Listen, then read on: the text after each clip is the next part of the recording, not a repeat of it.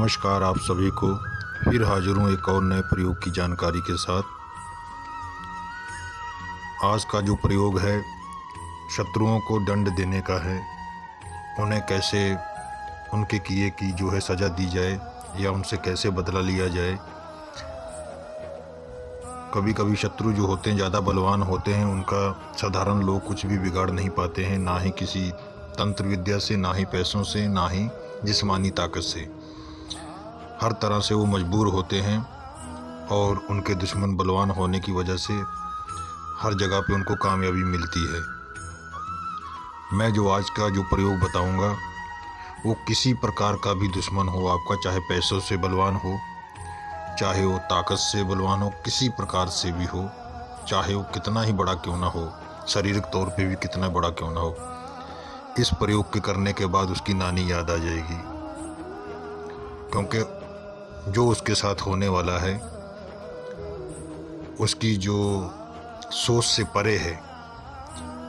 उसने कभी सोचा नहीं होगा कि उसके जो साथ शरीर के साथ होने वाला है ऐसा नहीं होगा, मतलब कि वो सहन शक्ति से उसके परे होगा, वो उसे सहन नहीं कर पाएगा, इतना दुखदाई होगा। लेकिन मैं आपको एक सलाह दूंगा, इसको करने से पहले एक बार ज़रूर सोचिएगा। किसी बेकसूर आदमी के ऊपर इस प्रयोग का अगर आपने किया तो जान लीजिए कि ईश्वर की तरफ से आपको उससे भी बड़ा दंड मिलने वाला है, या आपके ख़राब दिन शुरू होने वाले हैं। तभी आपके मन में ये ख्याल आया है कि आप किसी को दंड देने जा रहे हैं, बेकसूर को। ये सिर्फ उनके लिए है जो अपने दुश्मनों से काफ़ी परेशान हैं और उनसे निजात नहीं मिल रही है। तो ये जो आज का बाण मंत्र है, ये जो है मैं आपको सीधे तौर पे बताता हूँ, इसे बाण ही कहा जाता है और ये कुफरी विद्या का ही एक जो है शब्द है जिसके द्वारा कि ये बाण चलता है।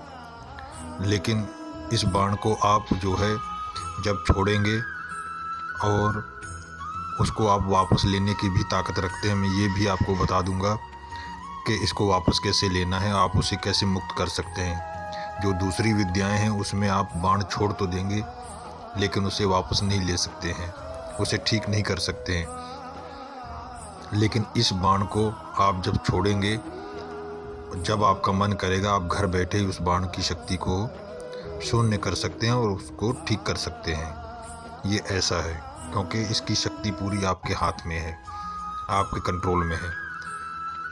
तो मैं आपको बताता हूँ इसको प्रयोग कैसे करना है।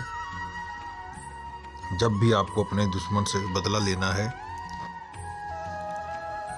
सबसे पहले आपको एक कागजी नींबू लेना है और एक स्याही का कांटा लेना है।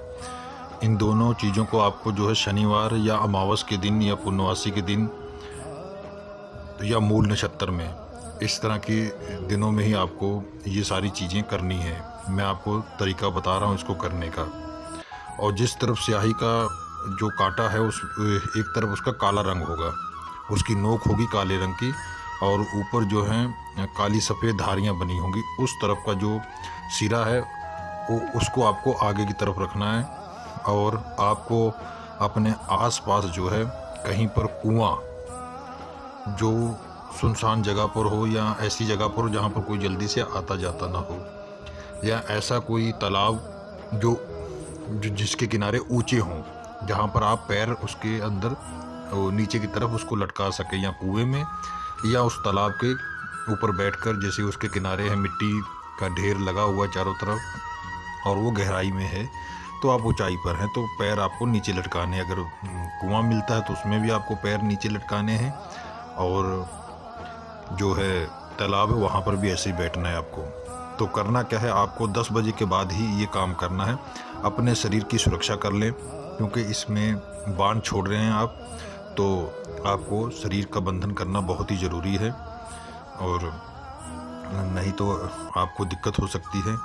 तो फिर आपको क्या करना है, जो मैं अभी शब्द बता रहा हूँ, इस शब्द को जो है आपको बोलना है, बोलते रहना है और आसमान की तरफ देखते रहना है।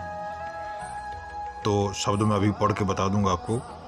तो आपको क्या करना है, कि इस शब्द को पढ़ते रहना और आसमान की तरफ देखते रहना, और पैर जो है आपने अगर कुएं के किनारे पे बैठे हैं तो कुएं के अंदर आपको लटका कर बैठना है, अगर किसी ऐसे तालाब के किनारे पे बैठे तो तब भी आपको लटकाना है। तो ये शब्द को बोलते रहना है और आसमान की तरफ देखते रहना है, और अपने बाएं हाथ में जो स्याही का कांटा पकड़ना है जिसकी नोक काली है, जिस तरफ उसको आगे की तरफ रखना है, और दूसरे हाथ में जो है कागजी नींबू को पकड़ के रखना है, और जो शब्द है उसको आपको बोलते रहना और आसमान की तरफ देखते रहना है।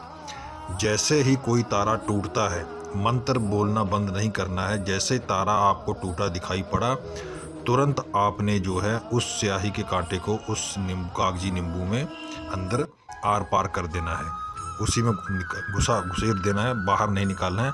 आर पार आधे तक कांटा ले जाइएगा, और जिसको आप बाण छोड़ना चाहते हैं उसकी छवि आपके जो है आँखों में होनी चाहिए, ठीक है। और या फिर आपको जो है मंत्र जो है उसमें जो है लास्ट में आपको बोलना है, ए शब्द के बाण फलाने के शरीर में लग जा, ऐसा बोलना है। ऐसा भी आप कर सकते हैं, या तो आँखों में आप उसकी चिंतन करिएगा मन ही मन में, या तो फिर शब्द के आखिरी में बोलना है आपको, फलाने के शरीर में ए बाण फलाने के शरीर में जाके लग जा, इस तरह आपको बोलना है। तो जैसे ये आप ये प्रयोग कर देंगे, आपको कुछ ही घंटे में या कुछ ही 1-2 दिन के अंदर आपको आपके दुश्मन की जो हालत है वो स्वयं आपको दिख जाएगी, कैसी हो रही है, क्या हो रहा है, वो मुझे बताने की ज़रूरत नहीं है। लेकिन कुछ दिनों के बाद ऐसा करिएगा, उस कांटे को जो है आप ज़रूर निकाल दीजिएगा उस नींबू से। हाँ, उसको करना क्या है जो आपने लगा दिया। हाँ, एक चीज़ और बताना मैं भूल गया आपको, कि जब आप ये प्रयोग कर लेंगे वहाँ पर कुएं के ऊपर कर लेंगे, तो जब आप वापस आएंगे तो आपको पीछे मुड़कर नहीं देखना है। आपको अगर कुएं पे बैठे थे तो कुएं के अंदर से आवाज़ें आनी शुरू हो जाएंगी, रास्ते में भी आवाज़ें आएंगी पीछे से, लेकिन आपको ना तो ध्यान देना है ना ही पीछे मुड़कर देखना है। अगर तालाब पर बैठे हैं तो आपको तालाब के अंदर से कुछ चीज़ें आपको दिखाई देंगी या आवाज़ें देंगी, आपके आसपास से भी ऐसा महसूस होगा, आपका इर्द गिर्द कोई है तो, लेकिन आपको डरना नहीं, सीधा घर वापस आ जाना है, और पीछे मुड़कर कुछ भी हो जाए नहीं देखना है। आपको सीधे अपने घर पर आना है और अपने हाथ पांव बाहर ही धो लीजिएगा, फिर घर में प्रवेश करिएगा, नहीं तो आपके साथ कोई अनहोनी घटना हो सकती है। तो इस चीज़ को आप साथ में ही लेते आएंगे, और घर पे लाकर नहीं रखना है, किसी ऐसी जगह में, ऐसे डिब्बे में आपको बंद करके इसको कहीं पर गाड़ देना है कि जहाँ पर ये सुरक्षित रहे। ध्यान रखिएगा, इसको आपको कहीं ऐसी जगह पर रखना जहाँ पर ये सुरक्षित रहे, और जब ये कांटा आप निकालेंगे तभी आपका दुश्मन ठीक होगा, नहीं तो नहीं होगा। अगर कहीं इस चीज़ को आपने शमशान में गाड़ दिया तो उसकी मृत्यु तय है, ये याद रखिएगा। अगर इस चीज़ को आप करने के बाद सीधा शमशान चले जाते हैं और वहाँ पर इसको गाड़ देते हैं किसी चीज़ में बंद करके, तो समझ लीजिए आपके दुश्मन की मृत्यु निश्चित है, वो उसका कोई भी तोड़ नहीं है। तो आशा करता हूँ कि इस प्रयोग से आपको जानकारी मिलेगी, और बाण को कैसे छोड़ा जाता है इसके भी बारे में मैंने बता दिया है। इसका प्रयोग करके आप अपने दुश्मन से बदला ले तो सकते हैं, लेकिन मेरा मानना ये है कि आप इस प्रयोग को ना ही करें तो ज़्यादा अच्छा है। लेकिन फिर भी मैंने उन लोगों के लिए दिया है जो ज़्यादा ही कुछ परेशान हैं और उनके दुश्मन कुछ ज़्यादा ही बलवान हैं और वो निडर हैं, तो उनको सबक सिखाना कहीं ना कहीं बहुत ज़रूरी होता है। तो आशा करता हूं कि इस प्रयोग से आपको लाभ मिले, लेकिन जो साधारण मनुष्य हैं जिनको ज़्यादा जानकारी नहीं है तंत्र मंत्र की, वो इस प्रयोग को करने की कोशिश ना करें। नमस्कार, फिर मिलूंगा एक और नए प्रयोग के साथ, तब तक के लिए नमस्कार, इजाज़त दीजिए। मंत्र मैं आपको बता देता हूँ पढ़कर। दुहाई हिंदू मत पीर की, दुहाई राजा जयपाल की। फिर एक बार दोबारा पढ़ता हूँ। दुहाई हिंदू मत पीर की, दुहाई राजा जयपाल की। ये बाण मंत्र है, इसको आप पढ़कर जो है छोड़ सकते हैं, लेकिन पूरी जो मैंने जानकारी दी है उसको पूरा ध्यान से सुन के तभी इसका इस्तेमाल करिएगा, नहीं तो आप जो है किसी न किसी परेशानी में फंस जाएंगे।